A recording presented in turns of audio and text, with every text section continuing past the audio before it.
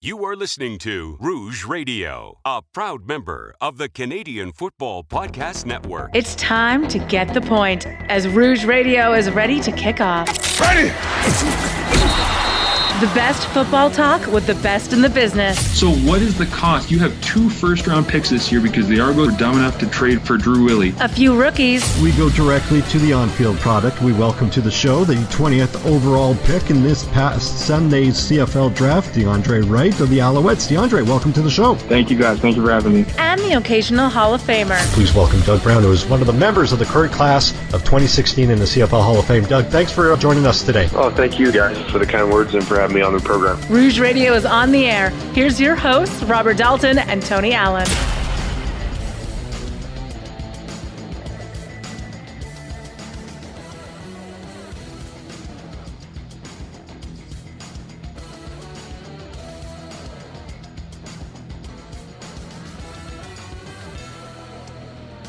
Welcome back, everybody, for another edition of the Rouge Radio podcast. I just realized about a month away from now, it is going to be preseason time, at least in Winnipeg. Holy crap. It's episode 520, powered by the Canadian Football Podcast Network. My name is Robert Dalton, and joining me, as always, Mr. Tony Allen. But before, let's get to our booth announcer for our sponsors. Rouge Radio is sponsored by the good people at Manscaped. Go to manscaped.com, enter the promo code Rouge, and you get 20% off your 20% discount off your order, as well as free worldwide shipping. Manscaped, your balls, they will definitely thank you. Thank you. I don't know if we have a name for our little booth announcer, although if you're watching this on YouTube, I'm not fooling anybody. Tony, how's life? It's very good. Very, very good. Yeah. Some big things happening that I'll explain later on in May, because I have very fun news, but I can't share it publicly. But some fun news for May. And other than that, still loving the Medicine Hat Tigers. Eastern Conference Championship bound, take on the Lethbridge Hurricanes. So I've got tickets to game. Best thing about Lethbridge Hurricanes and Medicine Hat Tigers in the playoffs, it's like an hour drive between the two. Geez. So I have game one. I have tickets to game one in Medicine Hat that I can't go to because I'm here working. And then that's going to go tomorrow or Friday. I got tickets to game 4 in Lethbridge. So hopefully it'll be the sweep and I can watch the Tigers win the Eastern Conference Championship in person. There we go. That's the only hockey going on that I'm aware of. Or that you care about. I mean, you kind of semi-care about the LA Kings just whipping the way. I do. I have about 2 more days as an LA Kings fan, hopefully. I kind of want to go start talking about some hockey first round playoff action, but we're kind of on a little rush here today. So let's get to let's get to this week as we are previewing the Edmonton Elks.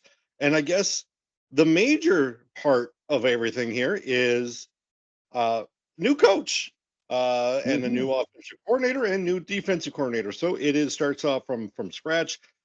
New president, Chris Morris, or a new CEO or whatever you call him, general manager Ed Hervey, Mark Killam coming over, Jordan McSimic, as well as J.C. Sherritt going north from Saskatchewan as their defensive coach to take over their defensive coordinator. First off, before we get into the players and our preview here, your thoughts on the coaching. Is this, usually when you make these amount of changes, it takes some time for the guys to gel, to get on the same game plan. Do you expect that to happen?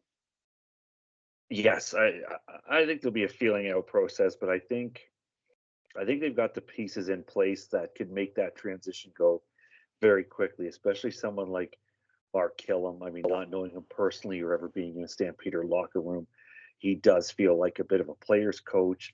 I get a lot of Mike O'Shea vibes off of him already, feeling like what he would be like as a head coach.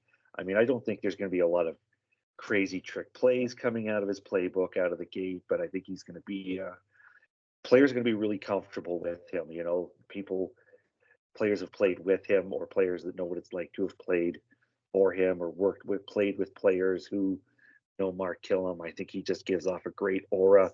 He's got a lot of positive vibes, kind of the way the new head coach in Saskatchewan, the way he kind of went in with a lot of positive vibes. And I also like the addition of JC Sherritt. It seems like those defensive players do a lot better becoming coaches. And I mean, being a Stampeders fan, Sherritt was one of those players that I hated, but you hated him because he was so good at what he did. Like, you respected how good he was as a player. So two great additions there, and I think you will see that team gel faster than maybe someone like Corey Mason, Saskatchewan. Yeah, and what I really love about this is the community feel. Like you mentioned O'Shea, and we've talked about through the Cows Come Home, where in Winnipeg you've got a CEO from Canada, the general manager from Canada, the head coach from Canada, so it has a local feel. Whereas now it's really local. You have Chris Morris, who had coached the University of Alberta Golden Bears, obviously has Alberta connections as part of the Edmonton Elks organization. And not a lot of people know this. Chris Morris is the tail end of the Matt Dunnigan trade tree. And, and if you didn't know, now you know. Then you got Jordan Maximic, who has some Elks roots coming back, and same with JC Sherritt. So it does have a community feel. And I think that is something that Elks fans, on top of hope, will grow to love as part of this organization. They may start 0-4, and that's a possibility looking at the schedule, but I think it'll be a heavy competitive team. We'll go through position by position. Trey Ford getting the keys. Obviously, a lot of people went heavy in saying that Trey Ford has the higher potential, but they really love what McLeod Bethel Thompson. Now that McLeod Bethel Thompson's out, in comes Cody Fajardo as a pure backup. Obviously, it's Trey Ford's job as the number one. Cody Fajardo, clearly the number two guy.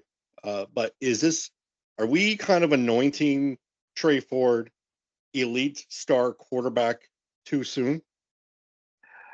I guess I don't know if anyone who's anointed him as elite starter. I know the people in Edmonton have wanted him, and I think there's people outside of Edmonton too that thought or think that maybe he should have been handed the reins a lot sooner than he was, and there was a potential setback by bringing in the Bumblebee last year, and essentially with what they paid him, you knew that Ford was not going to be the starting quarterback or compete.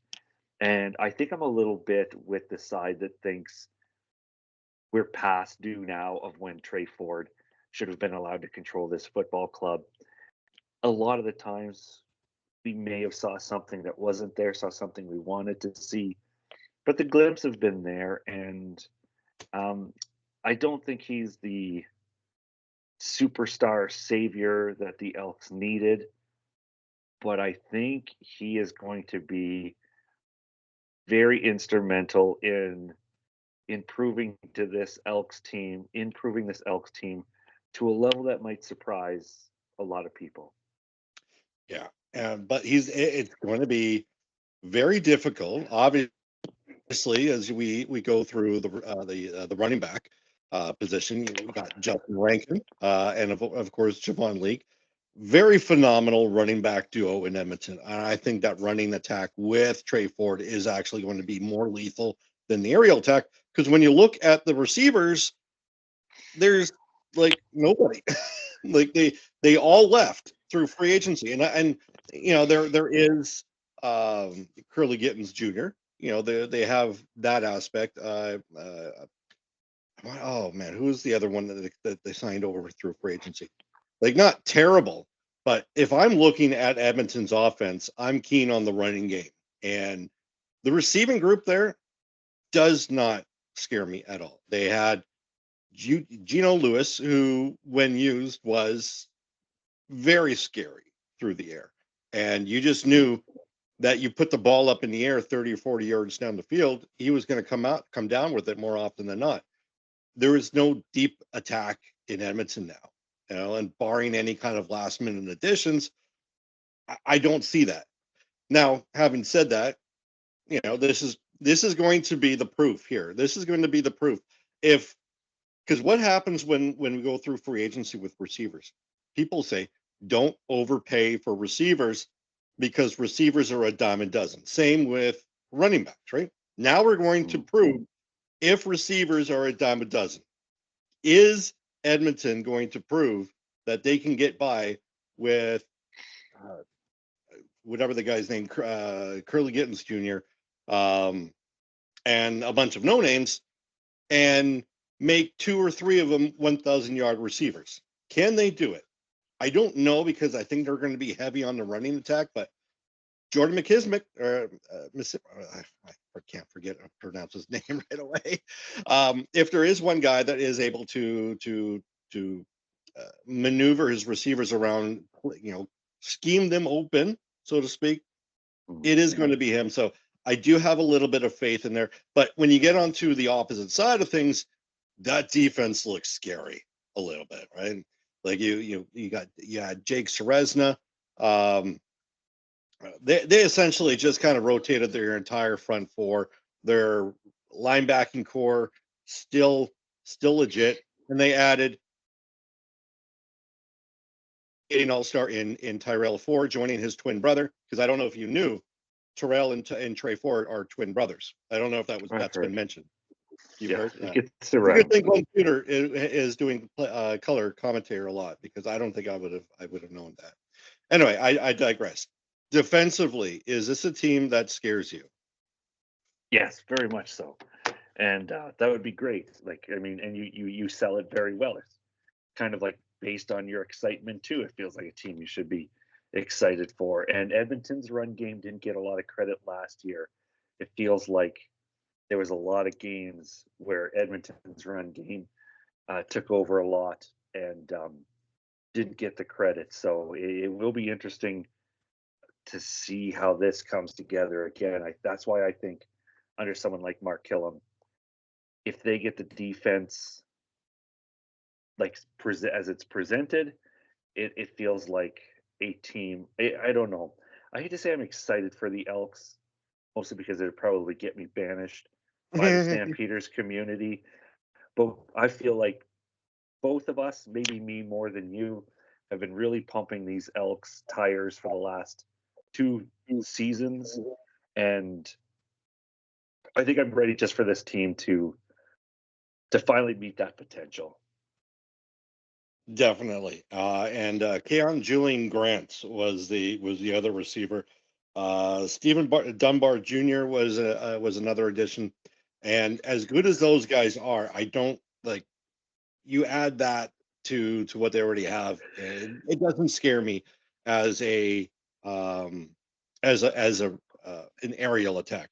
What does scare me is the fact that they added guys like Jake Seresna, Robbie Smith, and obviously I think Royce Metchie too as well through that secondary. And it's just one of those things where, yeah, it's good to make those moves. Sorry. No, that's I think that people should call you like that through the show. I was about jamming. Yeah. It's like the 8-bit version of like Mario Kart, or I don't even know what the actual. It was the Yoshi house. It was the Yoshi house from Super Mario World. Well, I was in the same world, so I'm kind of glad that I can know that one. I think the biggest moves that Edmonton did was through the coaching staff, through management, and hopefully the moves that they made on the field will come to fruition and make things a little bit more enjoyable when you're an Elks fan going to Commonwealth Stadium, because so often it was a ghost town for the fans. And credit to Edmonton management, they tried to make it a little bit more enjoyable, but winning solves everything, and they weren't doing a lot of that. So when it comes to this team, I've been burnt. I was burnt last year. I had them finishing 10-8. I don't know if this is a 10-8 club, but by virtue of, I think certain teams might take a step back. I think BC will take a step back. I think Calgary obviously will stick to where they were, in my opinion. I think we might actually see a 10-8 Edmonton team, maybe give or take a couple of wins. But that's my solid prediction right now. I've got Edmonton finishing at 10-8. Where do you see this one going? I had them right up till about 15 minutes before we did this show. I had them 10-8 as well. Oh, wow. And then I'm like, am I getting too ahead of myself on this Elks team? And I don't want to say that I am. Like, you look at those first 4 games, like you had mentioned, and it's something like Montreal's in there, BC's in there, Winnipeg's in there, Ottawa, and I'm almost guilty of making Edmonton a victim of BC, Montreal, Winnipeg teams that I remember from the past, and the Elks teams I remember from the past. And is BC that much better than Edmonton now? What's Montreal going to be like under Bethel McLeod Thompson when Cody Fajardo seemed like the glue that was holding that team together during the good times? Mm-hmm. And honestly, if the biggest question mark I have on a football team this year is going to be the Winnipeg Blue Bombers. Every part of me says, why would you doubt the Blue Bombers? And then the other part of me is like, look what they've gone through these last 5 seasons. And look where they started, where they end up. And when we get to Winnipeg, we can explore that more, but they're the biggest question mark. So Edmonton could start 0-4, or they could start 2-2. I don't know if they'll start 4-0. That seems a little bit over the top. But even if it's a 2-2, 1-3, I feel like they're going to play close football game right out of the gate. So, like I said, till about 15 minutes before we did this, I had them at 10-8, and then for something at the end, I knocked them down to a 9-9 club. Yeah. I can understand that if teams like Winnipeg or Saskatchewan go back to where we think that they are, or I guess in my terms, Winnipeg and Saskatchewan, you tend to think that Saskatchewan's a little bit overrated. That's a conversation for a different show. But I think that we're in the same lines where we think where Edmonton sits, somewhere between second and third, probably, depending on where other is. So they're at that precipice. They're at that precipice, but will they have enough? They finally spills over into success. Yeah, and at and this you can time, look it up. That should be the proper use of precipice. Get paid enough to look up those. Anyway, that'll do it for this week's show. Next week we will preview the Hamilton Tiger Cats as we figure out another team that went deep into free agency. For Tony, I'm Dalts. Thanks for listening. We will see you next week.